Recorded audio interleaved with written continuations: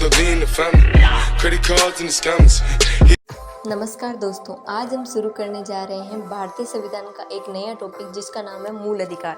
मूल अधिकार, मौलिक अधिकार भी इसे कहा जाता है। मौलिक अधिकार भारत के संविधान के 30 भाग में वर्णित भारतीय नागरिकों को प्रदान किए गए वे अधिकार हैं जो सामान्य स्थिति में सरकार द्वारा सीमित नहीं किए जा सकते और जिनकी सुरक्षा का दायित्व सर्वोच्च न्यायालय को ये अधिकार दिया गया है। सभी भारतीय नागरिकों को नागरिक स्वतंत्रता प्रदान करते हैं, जैसे सभी भारत के लोग भारतीय नागरिक के रूप में शांति के साथ समान रूप से जीवन यापन कर सकते हैं। मौलिक अधिकार, मूल संविधान में 7 मौलिक अधिकार थे, परंतु वर्तमान में 6 ही मौलिक अधिकार हैं।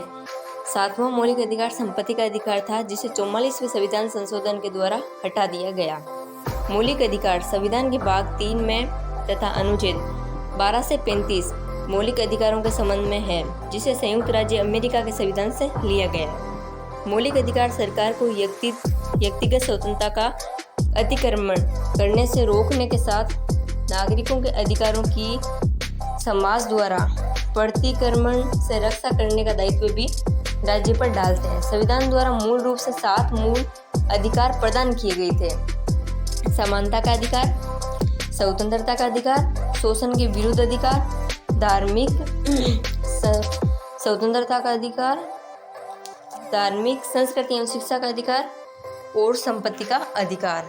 मूल संविधान में और संवैधानिक उपचारों का अधिकार।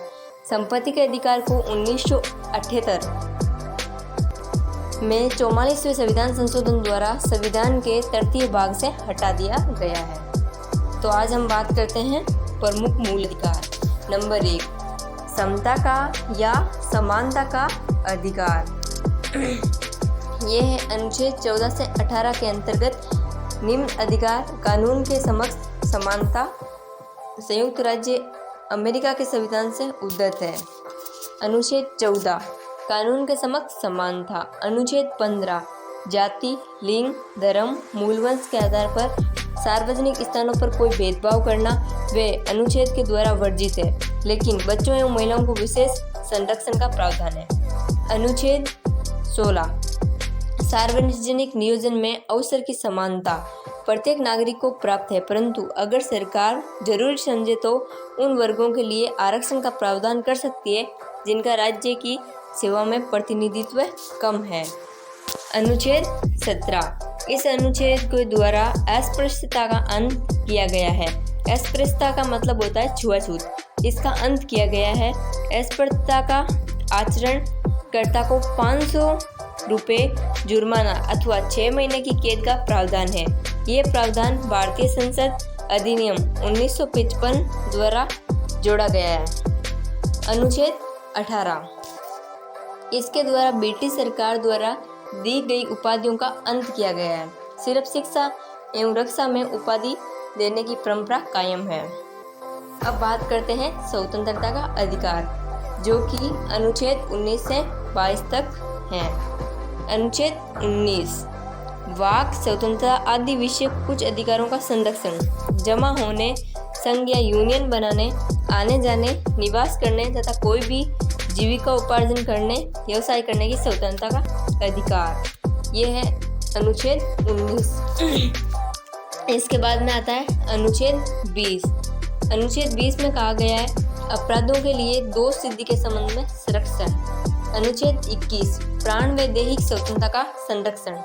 अनुच्छेद 22 कुछ दशाओं में गिरफ्तारी और निरोध से संरक्षण। इनमें से कुछ अधिकार राज्य की सुरक्षा, विदेशी राष्ट्रों के साथ विभिन्नता, संबंध, सार्वजनिक व्यवस्था, शालीनता तथा नैतिकता के अधीन दिए गए हैं। नंबर 3 शोषण के विरुद्ध अधिकार। इसमें 2 अनुच्छेद है, अनुच्छेद 23 और 24 के अंतर्गत निम्न अधिकार वर्जित है। अनुच्छेद 23 मानव और दुर्व्यवहार और बाल श्रम का निषेध किया गया है। अनुच्छेद 23 में कहा गया है कि मानव के क्रय विक्रय पर रोक और अनुच्छेद 24 में है बाल श्रम पर रोक। कारखानों आदि में 14 वर्ष तक बालकों के नियोजन का प्रतिषेध है। किसी भी प्रकार का शारीरिक या मानसिक शोषण प्रतिषेध है। अब आता है हमारा अगला, धार्मिक स्वतंत्रता का अधिकार या धर्म की स्वतंत्रता। इसमें है अनुच्छेद 25 से 28। अनुच्छेद 25 से 28 के अंतर्गत धार्मिक स्वतंत्रता के अधिकार वर्णित है, जिसके अनुसार नागरिकों को प्राप्त है अंतःकरण की और धर्म की अबाध रूप से मानने, आचरण और प्रचार करने की स्वतंत्रता। इसके अंदर सिखों को कटार रखने की आज़ादी दी गई है, ये बहुत महत्वपूर्ण है। फिर आता है धार्मिक कार्यों में प्रबंधन करने की स्वतंत्रता। फिर आता है किसी विशिष्ट धर्म की अनुवर्ती के लिए करों के संदाय के रूप में स्वतंत्रता। फिर आता है कुल शिक्षा संस्थानों में धार्मिक शिक्षा या धार्मिक उपासना में उपस्थित होने के बारे में स्वतंत्रता। अब आता है हमारा सांस्कृतिक और शिक्षा का अधिकार। संस्कृति और शिक्षा का अधिकार, यह है अनुच्छेद 29 से 30। किसी भी वर्ग के नागरिकों को अपनी संस्कृति सुरक्षित रखने, भाषा या लिपि बचाए रखने का अधिकार है। अल्पसंख्यक वर्गों के हितों का संरक्षण की बात कही गई है इसमें। फिर आता है शिक्षा संस्थानों की स्थापना और प्रशासन करने का अल्पसंख्यक वर्गों को अधिकार दिया गया है। कुछ विधियों की व्यावृत्ति है इसमें, जैसे अनुच्छेद 32 के अनुसार कुछ विधियों के व्यापृति का प्रावधान किया गया है। संपदाओं आदि के अर्जन के लिए उपबंध करने वाली विधियों की व्यापृति। कुछ अधिनियमों और विनियमों की विधिमानीकरण। कुछ निर्देशक तत्वों को प्रभावी करने वाली विधियों की व्यावृत्ति। फिर है हमारा अनुच्छेद 32 संवैधानिक उपचारों का अधिकार। इसमें एक बात बहुत महत्वपूर्ण है, डॉक्टर भीमराव अंबेडकर जी ने संवैधानिक उपचारों के अधिकार अनुच्छेद 32 को संविधान का हृदय यानी संविधान की आत्मा की संज्ञा दी है। संवैधानिक उपचारों का अधिकार के अंदर 5 प्रकार के प्रावधान हैं। नंबर 1, ये सर्वोच्च न्यायालय ये रिटें जारी करती है, जिनमें पहली है बंदी प्रत्यक्षीकरण। बंदी प्रत्यक्षीकरण द्वारा किसी भी गिरफ्तार व्यक्ति को न्यायालय के सामने प्रस्तुत किए जाने का आदेश जारी किया जा सकता है। यदि गिरफ्तारी का तरीका या कारण गैर कानूनी या संतोषजनक न हो तो न्यायालय व्यक्ति को छोड़ने का आदेश जारी कर सकता है। फिर दूसरा है परमादेश।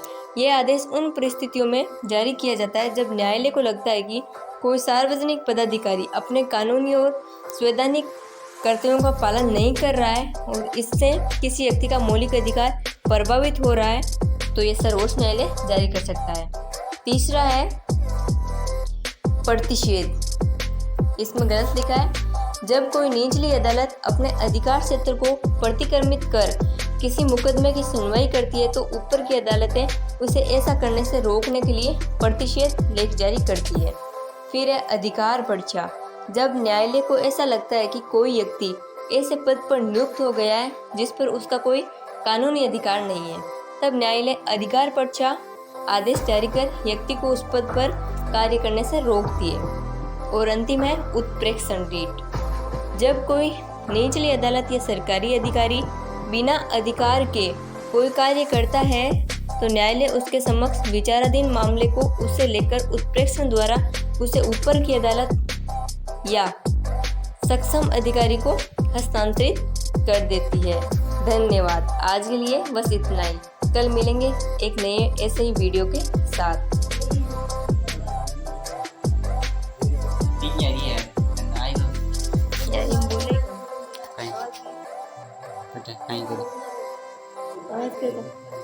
कहीं